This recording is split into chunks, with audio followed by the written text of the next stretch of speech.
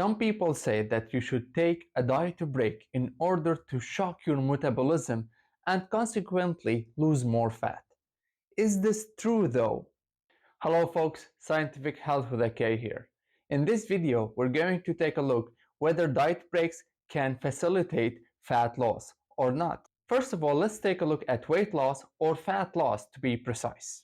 And I'm going to use fat loss because most of us want to lose fat, not overall weight. Fat loss can be determined by a calorie deficit, which means consuming less calories than you are expending and thus losing fat.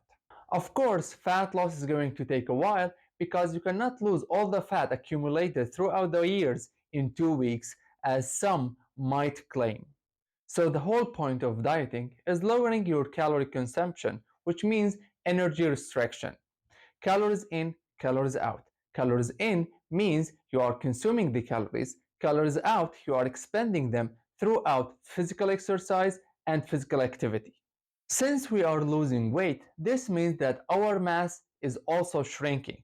Thus, we have something called adaptive thermogenesis, where the body reduces the energy expenditure in order to keep up with the weight that you have right now.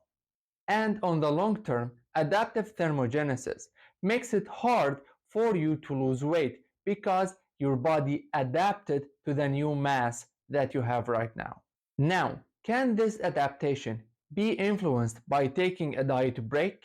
And by diet break, I mean getting back to maintenance calories, not eating everything you wanted. Let's take a look at this amazing study that investigated the effect of diet breaks in obese men. Participants in this study were divided into two groups. The first group was the normal dieting group, where they were consuming 33% less than the maintenance calories for 16 weeks. The second group, which is the diet break groups, were dieting for 16 weeks below 33% of maintenance calories, but with a diet break eating at maintenance calories every 2 weeks of dieting. The only difference between the two groups was that the diet break group took them 30 weeks to achieve the weight loss wanted, while the normal dieting group took them complete, straightforward 16 weeks. In this group of 16 weeks, they didn't take any diet breaks. And the result was shocking, because the fat loss was greater in the diet break groups than the group following the dieting alone.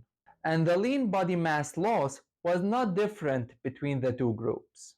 A surprising thing about this study also is the weight of the subjects did not change during the diet breaks because they were following the research protocol. Another great thing about this study is both groups had reduction in resting energy expenditure, but the reduction was smaller in the diet break group. This suggests that taking diet breaks might reduce the adaptive thermogenesis process. My humble take on this is diet breaks are effective, yes, but we need more research to say that they are 100% effective. And if you think about it, we take diet breaks after dieting for some time because we hate it and we want to have more food in our system. And that's quite normal.